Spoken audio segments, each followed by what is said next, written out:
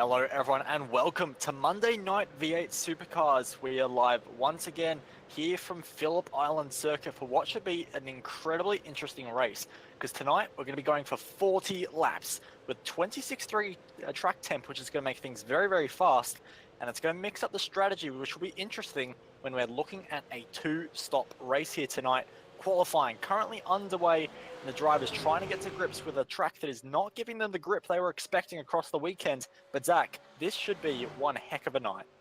Yeah, it will, and we've already seen some very impressive times being pumped in the qualifying. Sam Blacklock, who we saw putting in a fantastic performance on a 28.9 at the moment. Jake Burton slightly behind on 29.0. But we saw yesterday in the Scops racing some really fantastic moves being pulled around this joint, some really good hard racing all the way to the very end. So with 40 laps around this Phillip Island circuit tonight, I don't think that expectations are going to be low, that's for sure. No, not at all, and it looks like we're going to have some very good battles throughout the field with a few drivers that we don't too often see in this series. The likes of second place Jake Burton, of course, not always in this series, tends to stick with Scops, but is trying his hand out here tonight. Glenn Postlethwaite, who showed so much promise in pre-qualifying around here, he knows how to get a lap time hooked up around here. And then we have some returning drivers like Brenton Hobson, who's going to be on a drive for redemption tonight, and very much looking for race wins here tonight, but that's going to be tough from P9 on the grid at the moment. Brady Myers doing some very nice work in the Progression Racing Australia and Commodore as well, but not as well as Wayne Burke, who's now got himself up to P number 2, just 7,000 hundredths of a second off Sam Blacklock. But Blacklock's not going to get that second lap in. He's going to sit with his very first time. So now it's up for the other 26 V8 Supercars to chase that time down.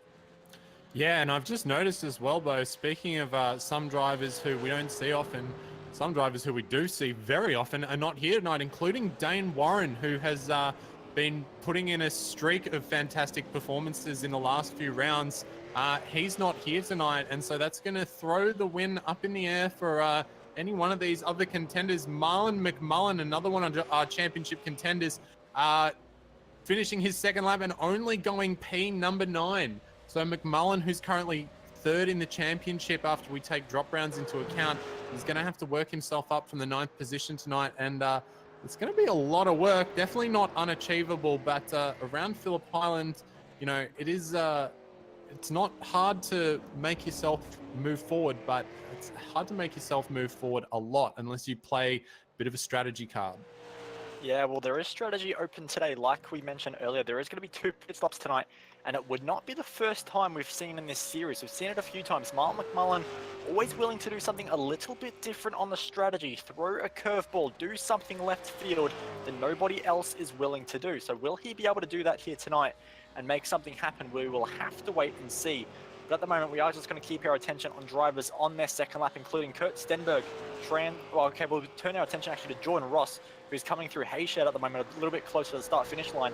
And Ross actually on his third lap at the moment, so he is not getting the best experience out there at the moment. He's really, really struggling with track temp at the moment, even spun on his outlap, so it's not going particularly well for Jordan Ross. So we will turn our attention to Stenberg, who is on a valid lap at the moment. But will it be an improvement? You would have to hope so. Stenberg had very good pace across the V8 Scops weekend, so position 14 not quite representative of where he would like to be. And of course had a very good battle in pre-qualifying trying to get past Emily Jones, who currently is P number 7. Will Stenberg be able to get himself up the order? P number 12 is an improvement, but not where he would like to be. He'll be starting on the 6th row of the grid alongside McMullen. Yeah, and we'll look at Thomas Hins now coming through, just picking up now, just coming down into MG, nice and late on the brakes, not using all the road, but using enough, getting a nice clean exit coming through the penultimate corner here. Very nice. Got to really be careful on the throttle as you're putting down the traction there. Not dabbing on the brakes like a lot of drivers do into the final corner, but just clipping the curb on the inside there, running it out nice and wide and running it as straight as he possibly can to that finish line. And he'll come over the line and do a 1:29.535, which is enough to put him P number 14. And he doesn't have enough time to do another lap, so only getting 1 lap in.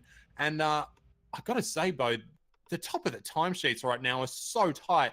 We have first all the way through to 6th are within 0.16 of a second of each other. That is pretty incredible.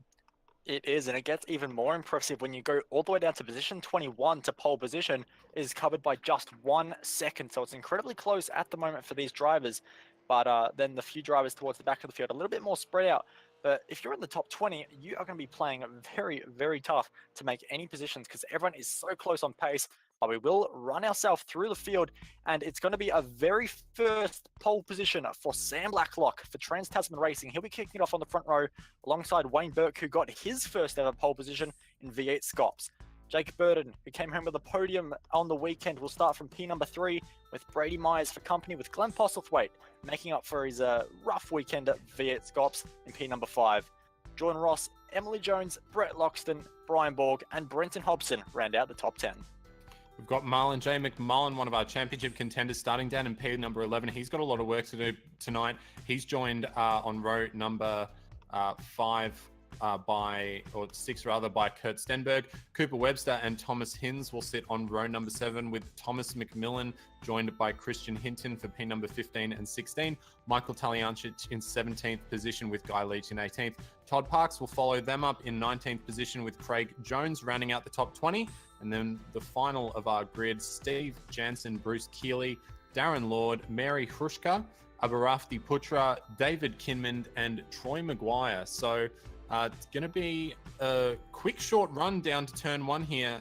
But as we've seen over the weekend, anything can happen. A little bit of contact turn 1 if you're unlucky, and it can all go bad. But hopefully these guys, they've actually been putting on really good lap 1 performances throughout every race the last 2 seasons that we've covered. So not expecting too much drama, but it's high speed, high intensity, and low margin for error.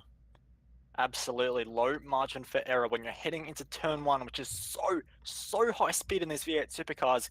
Every bit of millimeters of road length you can get off the start line, any bit of wheel spin will help as you make the run into turn number 1 as the revs rise to get ourselves underway for 40 laps here at Phillip Island. It's green flag, and it's a beautiful start for Sam Blacklock, but not quite as good as Jake Burton, who has got a great jump from the second row of the grid, and it's going to be a very, very tight field as we make our way now into the high-speed turn number 1, which is so close already. A lot of bumpers getting out, a bit of contact. Brady Myers takes to the grass just a little bit, but all is okay as they make their way into turn number 2 around the southern loop, trying to get their way onto the power now, heading towards the tricky hairpin where we have seen so much chaos in previous races, but so far the first 2 corners have been clean. Great job by the 27 drivers here tonight, and they're going to make their way now into the hard braking zone of the hairpin. Sam Blacklock still leading, Burton attacking the Synergy Sim Racing car of Wayne Burke, but so far all looks good, and 27 cars are still remaining. Yeah, a couple of cars just got caught up in coming into Honda. A little bit of a slow up there, but Jake Burton's going around the outside through Hayshed around Wayne Burke, and that is a fantastic move. That's going to put him up to position number 2 as they come through Lukey Heights now, and very good traction coming out of Siberia there for Jake Burton, and he slots himself in behind teammate Sam Blacklock. So TTR 1 and 2 at this point. So a very, very strong start for that team, and those guys had 3 cars in the top 10, which is very impressive. So those guys have got that car hooked up for qualifying. Time to see if they can carry that pace through on the race, and judging the way that Jake Burton got past Wayne Burke there, I think the rest of the pack's going to have a bit of trouble hanging up with these guys, as Sam's got a pretty good advantage on lap 1 already. Speaking of Sam Blacklock, throughout pre-qualifying, he felt like he did have the pace to challenge Jake Burton, but could never quite hook the lap up. He managed it in qualifying here tonight across the 2 qualifying laps you get, but now he has 39 more laps to hold on, and the margin at the moment is 0.6 of a second back to his Trans-Tasman Racing teammate. This is a chance for redemption for Sam Blacklock to get one up on his teammate, who did walk away from the Scots round previously with a podium. But Burton is not going to have it all his own way either. Of course, a nice start there for Burton, but now Wayne Burke is going to get his tyres up to temperature, and we know those Synergy Sim Racing cars are so good around here. So we'll see if they can make themselves up and get some time gains happening. But a bit further down in the pack, we do also have Guy Leach trying to make something work, but Thomas McMillan is going to get that pass done. And it's good to see McMillan with the car untouched and all clean, because we have seen him get involved in his fair share of scraps previously, but around the outside of Hayshed is very, very risky. and he's going to make that move just about work as he now clears the driver of Guy Leach with his sponsorship on the car, which is very nice to see, and that's a huge dive off the inside there for Christian Hinton, and in the background as well we also had another driver off, and that's going to be the driver of Aberfati Raditya Putra, who has now dumped a bunch of spots and actually finds himself down just in second last, just ahead of David Kinlan, who has had a very rough start himself. So now things are starting to pick up, tension starting to fly a little bit, and drivers trying to settle into a rhythm whilst others are trying to make moves. Yeah, Cooper Webster on that lap as well. Got overtaken round the outside of turn 1 by Kurt Stenberg. Really nice move there. So we just see Christian Hinton now going down the inside of Guy Leach. So tried once, couldn't make it, tried a second time and made it stick. So a nice job there. But McMillan also, when he got past Guy Leach and Hinton chucked it down the inside of MG, pulled out a massive gap in that little pack. So now McMillan all by himself, but Cooper Webster and Thomas Hinds now having a bit of a go. Thomas Hinds trying to go around the outside of Cooper Webster, but unable to make it work, having to go the long way around. Couldn't get the traction down, but showing some good pace in those cars. The ASM boys are starting to move themselves up through the field, and Kurt Stenberg looks like he's got some good pace as well. He's now tucked up behind Marlon McMullen after getting that pass done on Cooper Webster. But yeah, these TTR guys up the front doing a good job. Wayne Burke, though, still holding on, as is Brady Myers and Glenn Postlethwaite. So a little bit of a gap from Postlethwaite back to Jordan Ross, but nothing too substantial at this time. So just getting a little 5-car breakaway at the front here. But, you know, I think these guys are also well practiced from last night. It's going to take a little bit of rattling and a little bit of shaking and a little bit of, you know, tactical positioning of your car to force your hand on your opponent to try and make anything work here. Yeah, you will, and just interestingly as well, I've just noticed that our top 3 in the championship so far are Marlon McMullen, Thomas Hinds and Kurt Stenberg, and not a single one of them are in the top 10 right now. That shows how many drivers are rocking up from Viet Scops, thinking they've got pace, and really making their impact here tonight, really putting it to the regulars in this series, as Stenberg begins to make some ground on McMullen. But another driver that is making ground is Jake Burden, who has now closed that gap up that Sam Blacklock made pretty early on in the race. And now Jake Burden, he's not going to enjoy being the second best TTR car here tonight. He's going to want to go for the win, and we know that Trans-Tasman Racing will not have team orders. They will not let each other through. So Jake Burden is going to have to find one way to get past his teammate. Yeah, and we saw Jake doing a fantastic job last night in the dying laps of that race against his teammate Jared Filsell, and there was no love lost there. They fought until the very end, and Jake unfortunately losing out due to, well, we're not really 100% sure, possibly fuel, but he did seem to slow down as he was coming across the line, so possibly fuel. So hopefully he gets his calculations tonight, and he can cross the line with a little bit of gas left in the car, and hopefully enough to have made himself past Sam Blacklock. But Sam looking good out the front there, and now Wayne Burke is tucked up right on those guys, and the gap to Brady Myers and Glenn Postlethwaite is just starting to eke out a little bit, with Wayne starting to push Jake a little more. And I suspect, yeah, Wayne looks really good through turn number 1 there, going in nice and deep, carrying a lot of speed, and then coming out with a lot of speed. So I think that he'll be probably pushing these TTR guys a little harder than what they want to go. But nonetheless, I think that, yeah, Jake's definitely going to be looking for a little bit of redemption last night. He obviously came first in pre-qualifying and didn't qualify on pole for the race. So started really well, and then a couple of unfortunalities ended him back in P3. So he's looking for redemption, and it looks like he's got the speed to take a win tonight. Yeah, well, there is a little bit of chaos happening further down the field, and it's Craig Jones who finds himself pointing the wrong direction, and that was actually all done by his own. Very cool conditions here, so when you light the rear tyres up, they're not going to grip quite as easily as they sometimes would where these tyres or this track condition is in the optimal point. So they're finding it a lot tougher to get the traction down, and you saw there out of Honda, Craig Jones just lit the rear tyres up, and there was no way he was going to catch it. So unfortunately, Craig now finds himself down in 25th, so he lost 6 positions from there. But he does have the driver if he's not going to spin it once again. A big slide, still sliding, contact just about with Aberfati, who's once again copping a hit in the opening 5 laps of this race. So Craig Jones not having the best lap of his life, but we'll go back to this battle up the front because these three are so close at the moment. Wayne Burke looking very strong through Southern Loop. You can see there, Burton just not quite hugging the inside quite as nicely as the Synergy Sim Racing cars, but he doesn't get the exit right, so they're going to stay as they are. And you're definitely right in your point there, Zach, that Brady Myers, Glenn Postlethwaite are just beginning to lose touch with those top three. So this might be a bit of a three-horse race, which makes things very interesting when it comes to strategy. Of course, still 35 laps left on the clock. We're only 5 laps down, but strategy will already be at the forefront of a lot of drivers' minds. Yeah, definitely. And another thing to consider for Myers and Postlethwaite as well is if these guys get into a little bit of a battle, if they decide that they want to have at it and decide what's going to happen about positions 1, 2, and 3 right now, that'll bring those guys back in the race. So probably a little better for the top 3 to just kind of train along, chug away, pull away from these guys a little bit, and then use the pit strategy, as you said, to determine who's going to be first, second, and third. But I don't think that you'll see that happening too much. You got something there, Bo? I do indeed, and Todd Parks has had quite the nightmare of a lap. He got bumped wide a little bit earlier in the lap, and now perhaps technical issues or something else as he drove the car onto the grass and is now going to call it a night, unfortunately. So for Todd Parks, you know, he had a very good pace here tonight, qualified 19th, so he was looking to make some good ground and he was moving forward, but unfortunately all he's going to be doing now is making his way home for an early night, unfortunately. So Todd Parks is one of our first retirements here tonight, unfortunately. Yeah, always a shame, but we've still got 26 V8 Supercars going around at the moment. I'm going to take you now to the battle between Marlon McMullen and who is that? Kurt Stenberg.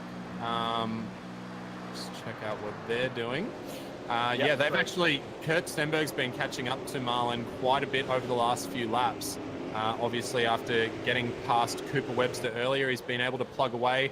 And it looks like as well, the car of Brian Borg is actually up there in the mix. I think, what's Brian Borg doing? No, is he in P10? Okay, so Marlon's trying to get past Brian Borg as well. I didn't even notice that Brian was there, to be honest with you. Good to see you, Brian. So yeah, Brian looking like that he's holding up these guys right now. And I'm sure that Marlon, with his position in the championship, will definitely be looking to get past as soon as he can, as there is already a little bit of a gap starting to form between Brett Loxton and Brian Borg there. Yeah, absolutely. So Loxton is really a driver on form at the moment. He used to be a driver that was always just outside the top 15 or so, but this season he's really put his foot forward into becoming a regular in the top 10. So Brett Loxton doing a fantastic job of late, and even put in some incredibly competitive times in the V8 Scops pre-qualifying. So here's a driver for teams out there looking for a new driver.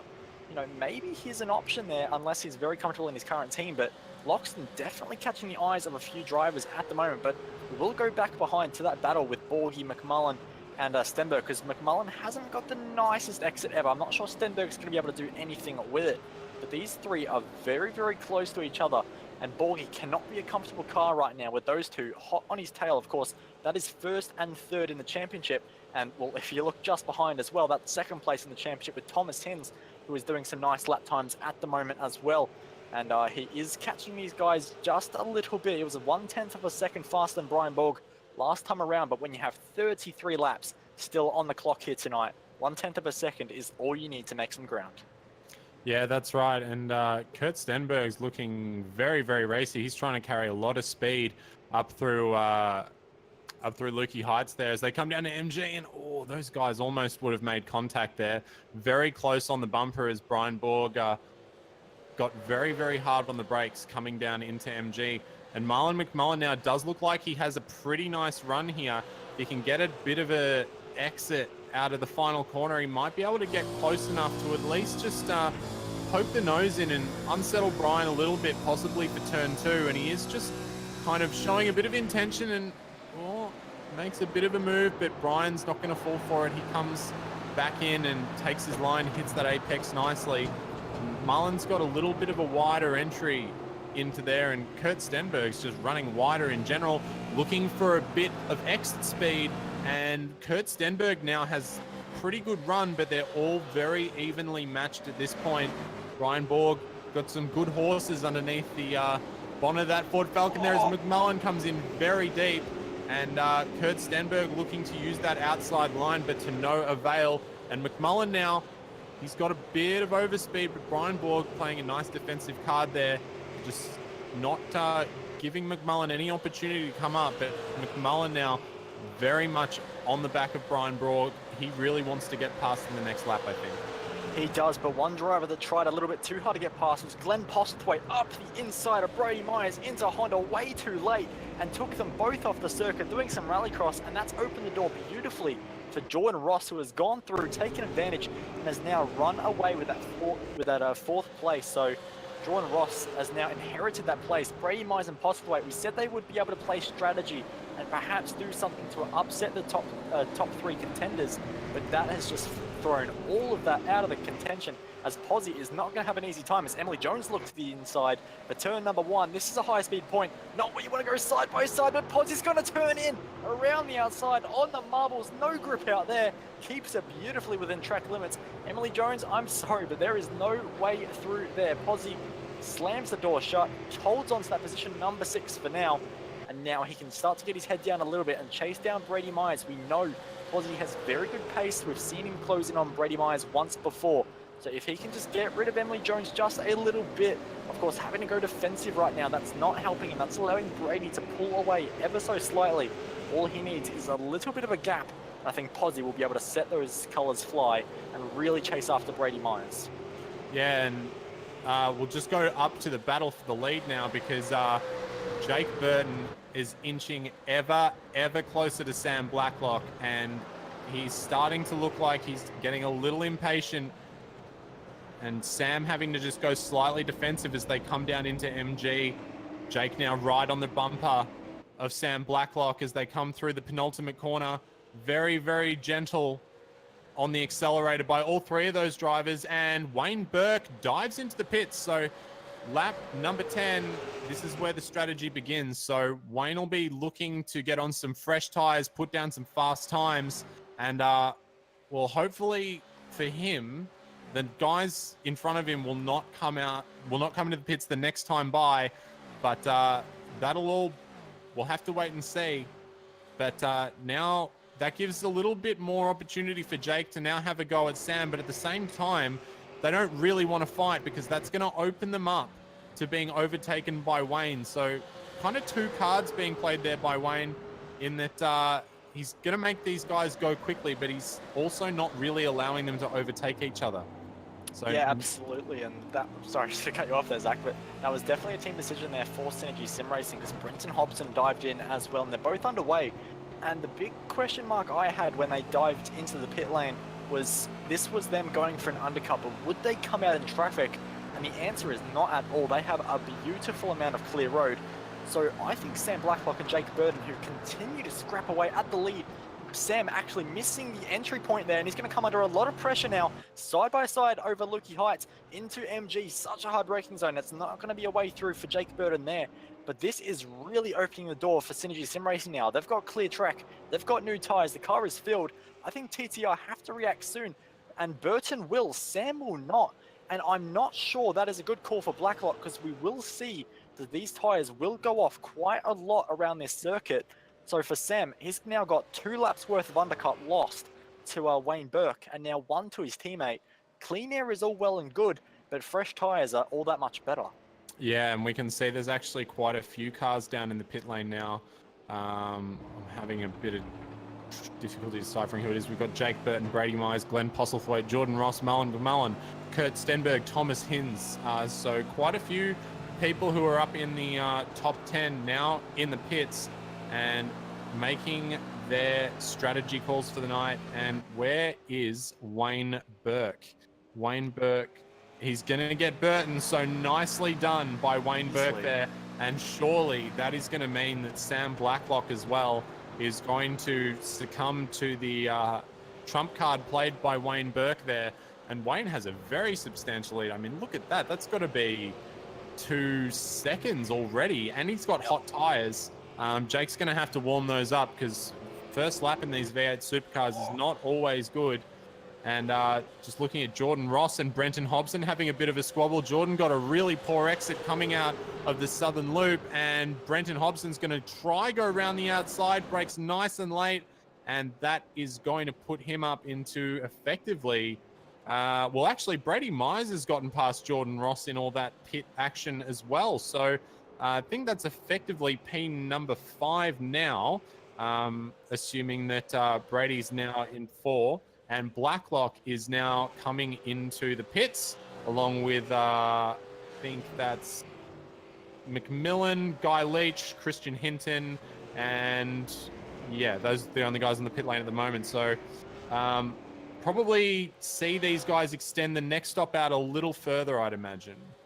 You would think so, and they're going to have to, of course. 40-lap race, and if they're going to do 10-lap stints, that's 3 pit stops, which is going to hurt you a lot.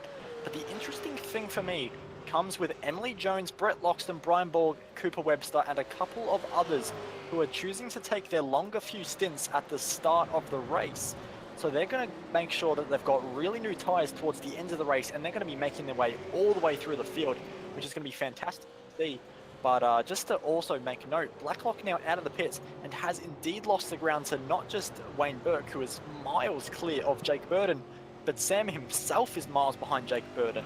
So Blacklock really losing a lot in the pit stop phase, and if he left that 1 lap later, he could have been in this battle, including Brady Mize, Brenton Hobson, and Jordan Ross. So Blacklock really playing it quite late, but he does have newer tyres than the 2 in front of him now, and this might be able to help him further on in the race, but that was a lot of time lost for our effective race leader at the start.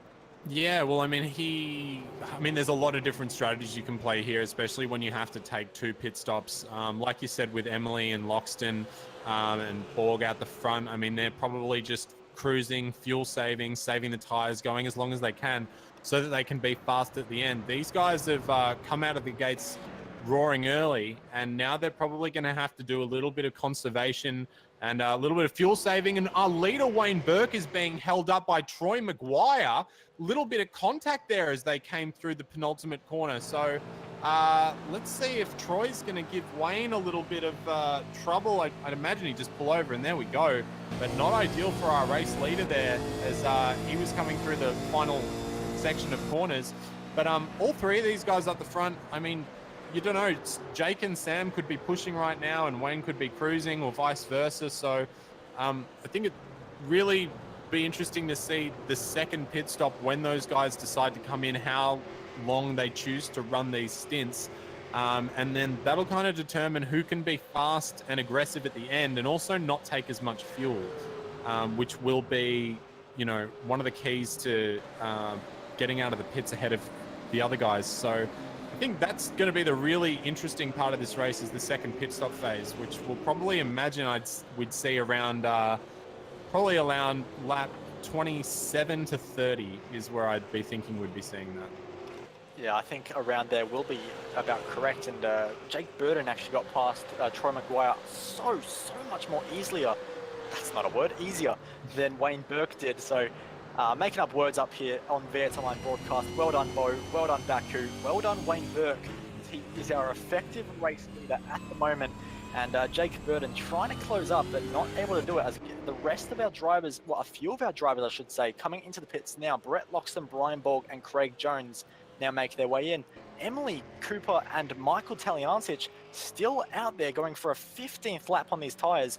And rather amazingly, their pace is not dropping off as much as I thought. Around the early stage of this race, Emily was doing low 30s to occasionally a mid 30. She's still roughly doing that time, a little bit closer to a high 30 at this point, but the drop-off actually isn't anywhere near as big as I thought. She'd still be losing time at this point, but it's actually not terrible to be staying out at the moment and having a lighter car and a faster car on newer rubber towards the end of the race. Yeah, well, I mean, these guys were pretty much doing 30.4s, 30.5s for most of that last stint after the initial wear of the tyre was kind of gone. So yeah, these guys aren't lapping too badly. Comparatively, they are losing time quite dramatically. Sam Blacklock, the fastest car on the circuit right now, he did a 29.6 the last time round, and for comparison, Emily did a 30.6. But she's going to now come into the pits, and Marlon McMullen has also just let Thomas Hinz through for position there. So we'll get a replay of that for you. Marlon struggling a little bit right now back there in P number 14. And I'll just have a look back at that. Yeah, he just kind of got out of the throttle pretty early there, it seems, or McMillan just quite good under, Hinz, pardon me, quite good under brakes. But yeah, Marlon McMullen leaving the door very open.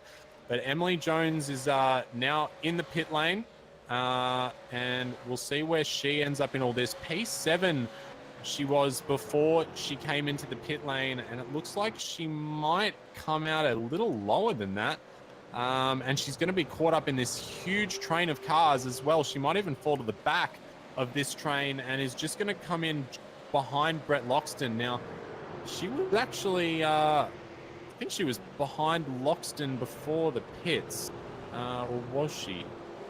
Hard to recall, but she definitely was ahead of McMullen and Hinz, so she's lost out quite dramatically there. But as we've said, she ran 15 laps on that stint, so that really opens her up to play a little more aggressive card at the end, and also means she may not have to take as much fuel, which means she could, in theory, jump a few of these cars just staying in the pits. Well, this is the tough thing with these sort of strategies, though, is on paper, having your fast runs at the end of the stint, it sounds cool, at the final few laps, you'll be charging through the field against people on old tires. But in this middle phase of the race, Emily Jones currently stuck with a huge gaggle of cars in front of her. Of course, she's got Loxton, Janssen, McMullen, Hinz, Stenberg, who's actually diving up the inside of Troy Maguire as we speak. Actually, poor Maguire, I should say. Stenny scared him off the track, and Maguire's going to let the whole field go through. So Maguire, who is still yet to pit, currently working his 16th lap on that set of tyres, and they're definitely crying mercy, as are Cooper Websters and Michael Taliantich, who now finally make their way onto the pit lane. So Wayne Burke was our effective race leader. Now he is your race leader, but the issue for him is, last time around, a 30.1, the two Trans-Tasman Racing cars behind were a 29.8. Yeah, they're going very quickly right now. Maybe Wayne he was the first to jump, so he's possibly in a slight conservation mode right now, just to try and extend this stint for as long as he can, and maybe just preserve some of that tyre life in the event that those guys catch up to him. Emily Jones has caught up to the back of Steve Janssen right now, and she's looking very racy, going to chuck it down the inside at Honda. Nice and late on the brakes, and job done for Emily there. So she's doing well on fresh tyres, got them up to temperature on that one lap, and is now putting her best foot forward. But yeah, it is going to be difficult for her to get through. But yeah, that gap up at the front does look to be coming down. It's down to about a second now for Burton, and when they came out of the pits, it was significantly greater than that. So, but Blacklock still has another 2.5 seconds to catch up to his teammate. That's pretty dramatic. If Jake can stay in that draft behind Wayne, he's kind of got himself sorted, but Sam's going to have a lot of work to do here. Yeah, Sam's got a lot of work to do indeed. The only, trump card he does have up his sleeve right now is, out of his top 3, well, actually, out of the top 10 entirely, he does have the newest tyres. So that is his little trump card. That is the advantage he does have here tonight. But the fact is, that is a very large gap to his teammate, Jake Burton. And to make that up is going to be a huge challenge for him. But the the driver in front that is making the ground is Jake Burton, who's once again taking 0.2 a lap out of Wayne Burke's lead. And if Burke's in conservation mode, well, he was, as he locks the front right tyre into Honda. Tyres just screaming. The poor Dunlop's having to work very hard around a very high load circuit, such as Phillip Island. But Jake Burton is just making so much ground right now, and you have to wonder, as McMillan is running into a little bit of grief, perhaps, is he's right on the back of the driver of, that's going to be Brian Borg. So they're in a big scrap right now. Guy Leach in this scrap as well, just behind. So these guys are playing for keeps over 14th place right now. McMillan in 15th, trying to get that position, and he's not going to get it by going sideways. Out of Siberia, loses all the ground. And this is not a corner you want to lose the ground, because look at the run Guy Leach has. and potentially he might be able to set up a move into MG. You can see there, slightly wider on the entry, trying to build speed through the corner, and he'll go out high over the crest here and try and dive to the inside. The gap is almost left by McMillan, but Leach thinks better of it, so these guys are playing for keeps over 14th right now. Yeah, well, you know, it's hard racing out there and everyone's very quick, so you got to get positions where you can, and McMillan obviously thinks that he can find a way past Brian Borg, but yeah, with the amount of traction that he had coming out of Siberia there, he's going to have to be a little less aggressive, I think, to make himself back up there. And just having a look now at Emily Jones, she's right on the back of Brett Loxton. They're going to have a bit of a battle, I think. Emily very tight on the back of Loxton coming through the southern loop, getting a good amount of traction out of the final corner there, but Loxton does have a draft from McMullen, so he may be able to keep it there. Emily showing her intent to go down the inside, but not able to make a move down the inside that time. Just a little bit too late on the brakes for Loxton, allowing him to retain that position. And Loxton looks like he's got some really good pace right now. These guys are doing low 30s, which is comparable. In fact, they're pretty much running the pace of the leaders with the exception of Hins and McMullen. So Loxton and Emily doing some really fast laps right now, and they're probably going to be looking to get past these guys fairly swiftly, I would imagine. Yeah, absolutely. And you have to remember that, of course, that there is a difference of 3 laps in tyre life around this, well, at the moment, this group of cars. But it is working very nicely as well, because Emily Jones last time around was the fastest driver on circuit. So she is throwing the Trans-Tasman racing car around right now with some really nice pace, 0.3 of a second quicker than our race leader at the moment. But 0.3 is going to have to be a little bit more if she's going to make some overtakes. And Brett Loxton right underneath the rear wing of Marlon McMullen is going to dive out. He's going to think about the inside, but too far back. So he just brakes a little bit early, but that's going to compromise him through T1 now into Southern Loop. And he's going to come under a little bit of pressure from Emily Jones, but can't do anything with it. But this is the issue for Brett Loxton, is he is on newer tyres than McMullen in front. So he needs to make a move, but Emily Jones is on newer tyres than him. So he really is the cat's bird seat right now to really make some moves, and he knows that, so he's going to dive to the inside of McMullen now. McMullen's not going to fight it because Loxton going to lock the rear tyres up. Deja vu. How did he hold on to that? Somehow, also some contact. Emily Jones and McMullen making contact, and that was extremely forceful from Emily Jones. There was not quite enough room there. McMullen putting a big squeeze on her, but Emily Jones knows she has newer tyres, she knows she has pace, and she will not be stopped. Yeah, that was very interesting. I might actually just might get a replay of that, because that was a pretty interesting turn of events there. So yeah, Brett Loxton came in very, very deep and got up nice side by side, and Emily just thought that she was going to come through as well, just kind of tapped McMullen on the inside corner there, and then McMullen not too pleased about that, trying to run Emily as close to the inside line as he possibly could, and they rubbed doors all the way down to Siberia, and Emily came out on top, and you can see that they've got a nice gap there now. But we will return to the front of the race with Wayne Burke and Jake Burton. Jake now right on the heels of Wayne Burke, and within 0.3 of a second, he's been closing that gap down lap after lap, and now he's finally in a position where looks like he might be able to do something with even just the smallest mistake from Wayne Burke. Well, you say he's been closing lap after lap. He has been, that is true, but on that last lap, his gain on Wayne Burke in front was 1,000th of a second. So it's not a lot, but he is closing, and he does have the outright better pace. That was just one example. Other laps, he's been 2 to 0.3 of a second faster. So the pace is certainly on Jake Burton's side, but this is a very fast track, and unless you are miles quicker than the car in front, it can occasionally be quite difficult to get a move done unless you can force the driver in front of you into a mistake. And we do know Wayne Burke is not a driver that makes mistakes. He is very cool-headed at the best of times, and when it comes to a battle, he's not afraid to give it his all and put it all on the line. So for Jake Burton, it's risk versus reward. How much do you want this race lead right now? Or are you willing to just sit behind, save fuel, and make your attack in the final stint when the points are finally awarded? Yeah, I think few people look like they're lined up to do just that. And looking at the way that Emily and Brett Loxton are progressing at the moment, it doesn't seem like a bad move. Those guys have got some pretty good pace compared to the cars around them. I think they've been held up the last couple of laps due to a bit of bit of battling. But I think that those guys have got some good car speed, and with Kurt Stenberg at the head of this train, only 2 cars ahead of them. I think that they've actually made up a lot more ground than I initially thought that they would. So I think that definitely keep an eye on those two, because I think towards the end of this race, they could even be looking at fighting up in maybe even around the top 5 if they can really keep their pace going. Yeah, well, that is something that could be a possibility, but we'll have to wait and see because, of course, going that longer first stint is always going to hurt you later on in the race. So you'll have to wait and see how traffic works for them, how the race progresses.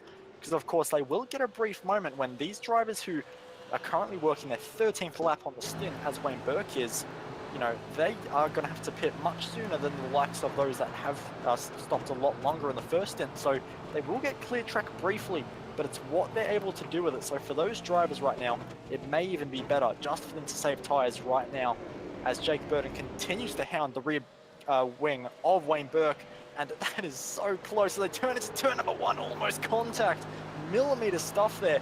Jake Burton harassing the back of Wayne Burke, and he goes a little bit wide here, and he's potentially setting up for a nice run out of Southern Loop here, and potentially going to try something. But Wayne Burke so good on the throttle out of that corner, and he's going to have a very nice run through Stoner Curve. But how brave is Jake Burton feeling? Not brave enough is the answer. Yeah, well, I actually saw Jake Burton racing in the Toyota 86 series down at Phillip Island a couple of weekends ago, and that was one of his favorite moves. He progressed very well. I think he started 20th in the third race and made himself up to, I think, 12th or 13th. So, but a lot of those overtaking moves were made at Honda. So he's got some good experience in knowing when it's going to work and when it's not going to work.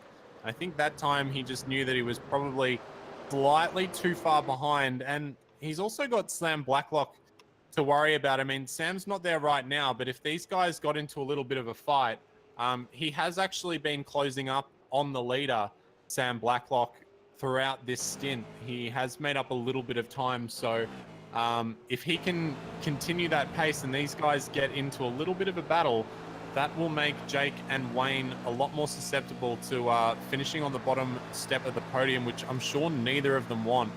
But they've been showing some fantastic pace and showing some really good, clean moves, and their ability to construct overtakes been really good so far. But Wayne's been doing a fantastic defensive drive up the front here. I think he's going to eventually just come to Jake Burton, but we'll just cut to Michael Taliancic now. He's going around the outside with Bruce Keeley there. Bruce Keeley has a little bit of damage on that car, and Craig Jones is going to follow Michael Taliancic, give him a bit of a bump draft as they're coming down the main straight into turn number 1. Who's going to blink last? It's going to have to be Michael Taliancic, because otherwise we're going to have an accident. Those guys come through turn 1 unscathed and all managed to pull it up in time for turn number 2. So very nice there. And now we're going to cut to Steve Yanston, who's doing his second stop. So lap number 23, that's a long way to go on a set of tires and a tank of fuel. But we did see drivers like Troy Maguire. I think he ran 16 to 17 laps on his last stint. So Steve's just having to do a little bit of conservation for the rest of this race, but all of his stops are out of the way. So he will just see those position numbers ticking up and up and up from here. Well, he's going to be doing 16 laps to the end of the race, and 16 could be a crucial number in this race because Wayne Burke is now starting his 16th lap on this race. But this is going to be a split strategy. We saw in the first stint, Wayne Burke and Brenton Hobson pitted together. They're not going to do that now. It's going to be the other Synergy Sim Racing car joining Brenton Hobson into the pits. It's Glenn Postlethwaite, and more interestingly here, Zach, this is an odd one I didn't expect to see. Emily Jones also finding her way in the pit lane. I thought she would have gone a lot longer on our tyres, but now we've almost got a pass for the leaders. Wayne Burke is going to have to give up the inside into Honda corner. Jake Burton up the inside, but Burke's not going to give it up yet. He's going to have the inside into Siberia. Can he hold it? Of course he can. He's got the inside, but Burton tries to hang it on around the outside. Can't do anything with it. Tries to set up for a good exit. A bit of a wiggle on the exit there for Wayne Burke. So momentum is on Jake Burton's side as they go through the ultra high speed Hayshed corner, now heading towards Lukey Heights. And this is the height of overtaking opportunities here at Phillip Island as he looks a little bit around the outside, but cannot do anything with it right now. Wayne Burke taking a very defensive line into MG. He knows that there is a lot of speed in that Trans-Tasman Racing Momo car behind him, and he knows he's going to have to do something to react. And I think what could be a good decision right now is that pit in, but I did not expect him to be followed. Wayne Burke, who's on the grass, braking for the pit entry board, ultimate commitment. That was incredible from Wayne Burke. Has to be careful he wasn't speeding, but somehow, some way holds it. And now, who is the better pit crew? Is it Synergy Sim Racing? Is it the Momo Trans-Tasman Racing crews as they get to work? Stop on their marks any second now. There we go. And that was a lot more aggressive on the pit box entry for Wayne Burke. So that's going to be a few tenths in the favor of the Trans-Tasman Racing crew. Brady Myers also in the pit. So we've also got Jordan Ross. It is all kicking off now. This is where 40 laps here at Phillip Island are all going to come down to. Wayne Burke still waiting. He has in his mirror Jake Burton, and Jake Burton is not in his mirror anymore because he's out of the pits. He's away, and so is Sam Blacklock. He's going to jump him as well. It's going to be a Trans-Tasman Racing effective 1-2 at the moment, and Wayne Burke has it all to do. Yeah, that was really interesting. Emily Jones had a fantastic pit stop. She actually came out just behind Glenn Postlethwaite, SSR driver, so maybe SSR not quite as efficient in the pits as the TTR team. So those guys doing a very good job. Jake Burton has a nice cushion back to a teammate now as well. So that's very, very healthy. And he's been showing very good pace all throughout this race. He's been pretty much sitting in second the whole time and now has a chance to extend a bit of a lead and take this race home. But Sam Blacklock's now coming under pressure from Wayne Burke. Wayne wants to get this pass done quick, and he wants to get a move back up towards the front of this race. He thinks that he has the speed to win, and I think Sam Blacklock's going to be a very tough customer to get past. He's been very tough to get past, and considering the fact he's got a teammate ahead of him as well, it's all the more reason to defend as much as you can. And these guys don't have to pit again, as we've said, so they, you know, it's all or nothing now. Whatever they've crossed the line in the next 14 laps, that's the way it's going to finish, and they don't have to do anything between now and then except race hard to make that happen.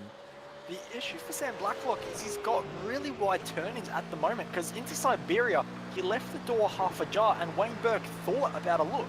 Into that final corner, he was taking such a wider line than Wayne Burke as well.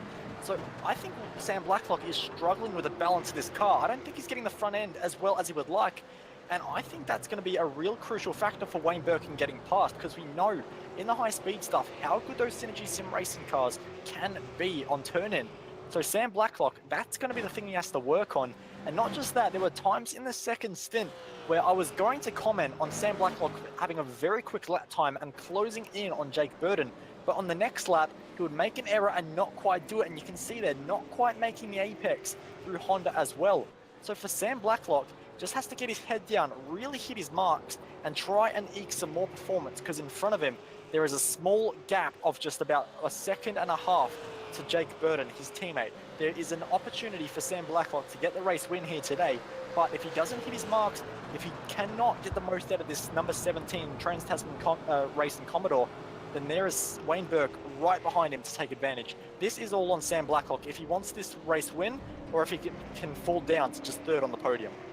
Yeah, well, he's actually worked himself out a bit of a gap on Wayne, despite running a little wide at a couple of those apexes there. And, you know, Phillip Island is one of those circuits. It's not like where we were at Mid-Ohio last week, where there's only one fast line.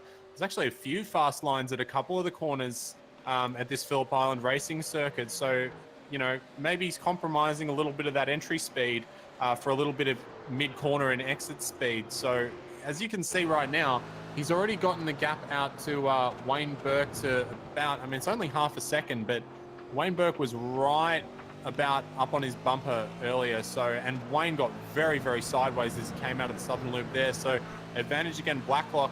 But yeah, I mean, consistency is the key to any race, and Jake Burton is doing a fantastic job out there, and he's been putting on a fantastic performance all throughout the V8 Scops weekend. So if Blacklock really wants to make this happen, he's going to have to be consistent and keep up with the consistency of his teammate, but also be faster. And it's a big ask, but if you really dig deep and he can get away from Wayne and not cop too much pressure, he may be able to do it.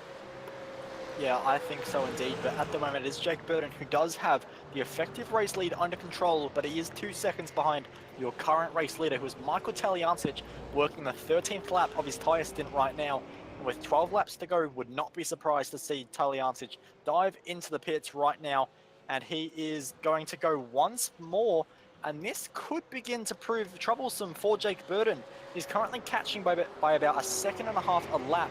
If Burton really digs deep on this lap, he might unfortunately be on the back of Taliancic at the end of this lap, which would be disaster for him.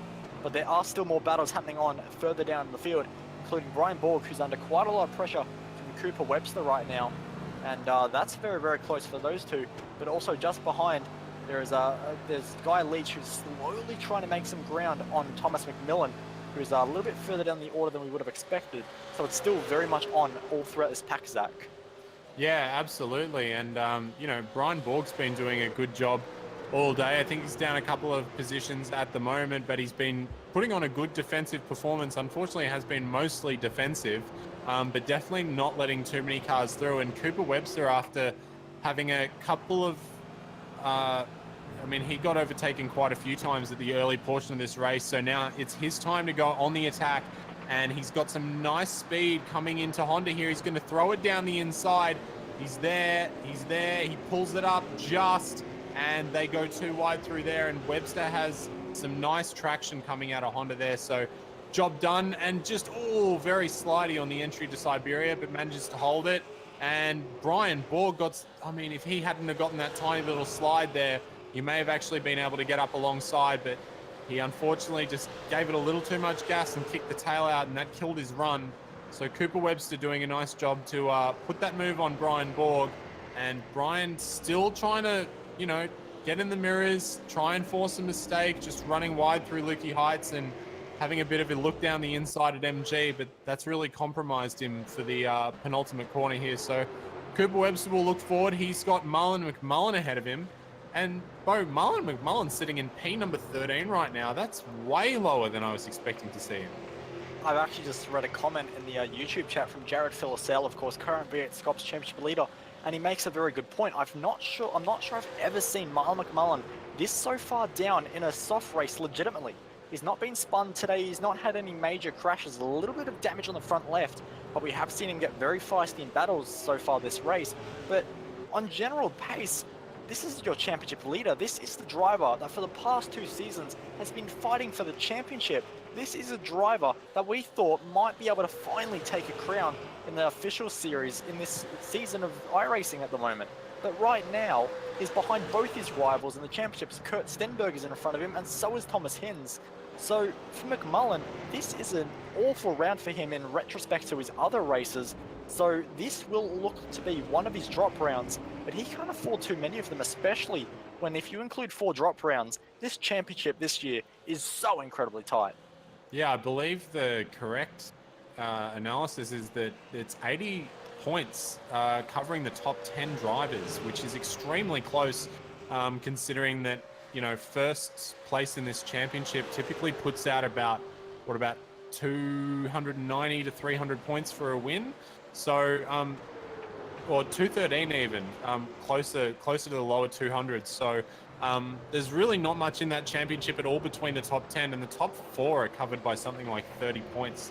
So it's very, very tight at the top there. And luckily, Marlon is only, he's got his rivals directly ahead of him. So it's not worst case scenario. They're not sitting up in P1 and 2 or even P4. Around the outside, thinking about it, under brakes in a Honda, Wayne Burke is attacking Sam Blacklock with everything he's got.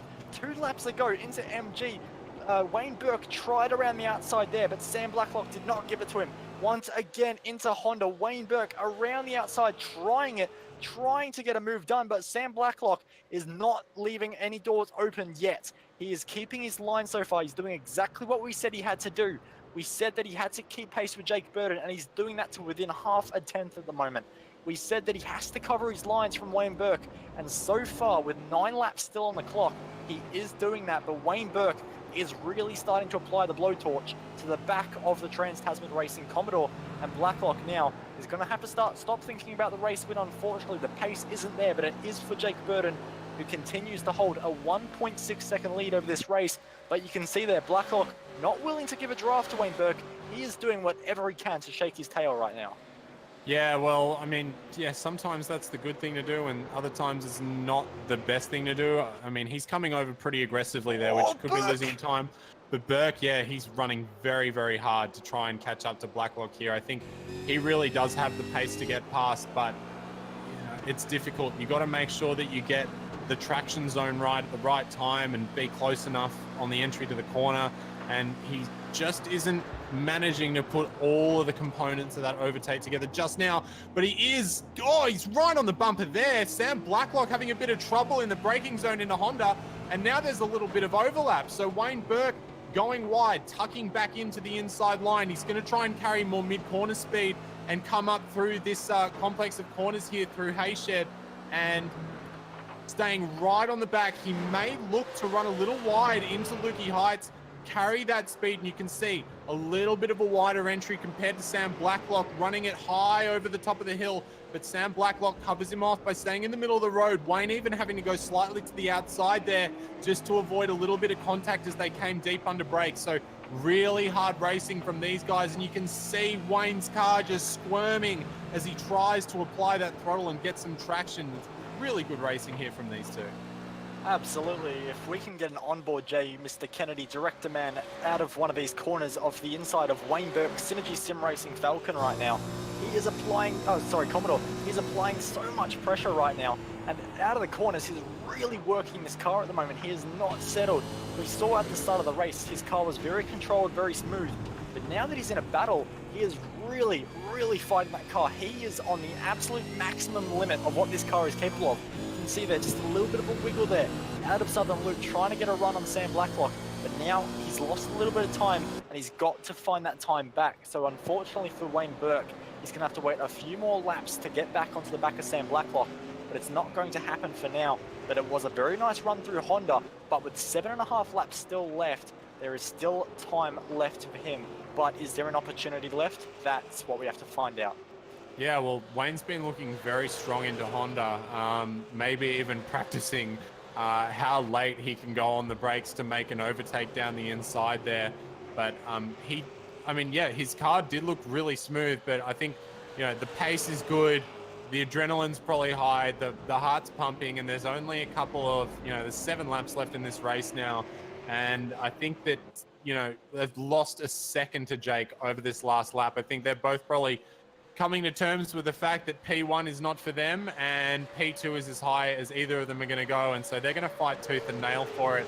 You can see even Wayne just trying to get a bit of a wider entry so he can get a fast exit out of the final corner. And you can see him just using that overspeed to catch up to the back, taking a nice early line into turn number 1 there, and that'll allow him to come more across the track and have a wider entry into 2. And this is where we've been seeing if he can just not get the little wiggle on he's been getting the last couple of times. Looks fairly smooth. In fact, Blacklock gets a little bit of a wiggle, and now Wayne's going to go there. He's catching. He's probably a little bit far back, but he might... No, he's going to go down. No, he's going to pull it up. Good job. That's some good driving there. Little bit of a tap on the exit as Sam just had to check up a little bit, maybe on the throttle, and throws it down the inside. Oh, and there's contact on the corner there, and he's managed to get away with it. I don't know. Yeah, might get a replay of that one for you, because that was very late, and he may not have been checking his mirrors there on the opposite side of the car. I mean, he was going to pull it up, and he made the apex. It was very late. And he wasn't quite there. He's redressed the position, I should just add. So Yeah, Sam okay. Blacklock will continue now in position number 2. And I think Wayne Burke knew that as well. He knew that even though the door was slightly ajar, Sam has been taking that wider line quite a lot. So he knew that the door wasn't quite open. He knew that was probably on him. So he gave it back. And so that battle will continue to rage on. But now the interesting thing is, Sam Blacklock probably very frustrated from that contact as Burke thinking about around the outside, not going to happen. Blacklock probably got a little bit of red mist from that contact. He's a little bit frustrated, a little bit angry after that incident. So now he's not going to be able to hit his marks quite as well. And you can see there, not the best run through turn number 2.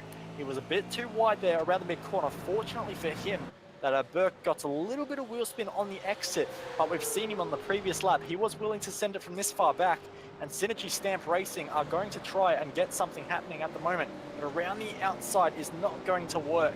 So Wayne Burke still has to wait and be patient, and we'll see if he tries anything into this corner. No, he's learned his lesson, which is good news for us, but unfortunately for Wayne Burke, that's one opportunity gone now, and with only 5 laps left, opportunities are running out.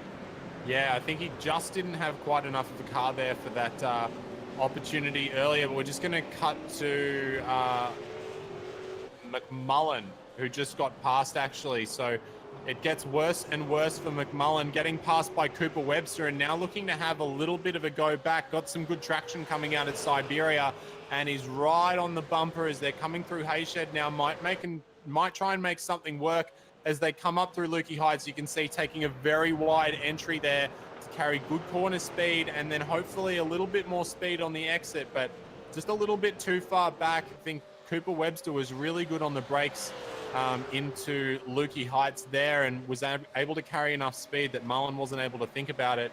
But now, now there's a little bit more of a points gap for Marlon, and he really needs to protect that position. He's got Brian Borg just behind him, and Brian was following, he got passed by Cooper Webster and was following him through. So Brian Borg now may actually be able to make a move with 4 laps to go. But yeah, some good racing by Cooper Webster there. Yeah, absolutely. This mid-pack is very, very tense. And of course for McMullen, this is very tense times because at the moment he's only scoring 114 points. Whereas his nearest championship rival is scoring closer to 140. But he's also not out of the woods either, as Kurt Stenberg, 3rd in the championship at the moment, is starting to make some progress on the back of Thomas Hinz too. So there are battles beginning to pop up all over the track at the moment, and a lot of drivers really having to defend right now. And in fact, just ahead of Thomas Hinz and Emily Jones, ahead of Hinz and Stenberg is Emily Jones and Brett Loxton. And Loxton's had some very nice laps previously and was very, very close to Jones. A bit of a gap open now, but those two are still very close as well. And also the 2 Synergy Sim Racing cars are just in front as well, including Jordan Ross and Glenn Postlethwaite are within a second as well. But we'll have to wait and see if any of those drivers can get a bit closer and have a chance at getting one more position as we head to lap 37, 4 laps to go. Sam Blacklock pulled out a tiny little margin at the moment over Wayne Burke, which will help him ever so slightly. So that's good news for Sam Blacklock in his hunt for position number 2. Jake Burton out to a 4-second lead at the moment, so he is looking all good to take round number 7 of this championship away. So this is good news for Jake Burton as well. So a good result potentially for Trans-Tasman Racing if it doesn't fall apart like it did unfortunately for them in the Scops race on Sunday night. But so far, with a few laps to go, Stenberg has actually managed to get himself in front of Thomas Hinz, but there must have been some kind of contact because Stenberg is going to redress that position now. So we'll have a look at what happened, potentially get a replay as well as Stenberg dived to the inside at turn number 1. Oh, he hit the inside curb, which actually rebounded him off the track, and a huge moment for Thomas Hinz there as he went firing off the track, doing a lot of lawn mowing, and very rightly given back by Kurt Stenberg because they live to fight one more day. But same situation for Hinzy now as Blacklock was in. Red Mist a little bit upset over the incident, potentially more mistakes to creep in now. Yeah, it's always something that's easy to happen, especially you're still trying to contemplate exactly what's just happened. Now, Blacklock is losing time again to Wayne Burke, and the reason that Wayne was off the pace so much on that last lap is he got massive wheel spin coming out of Honda.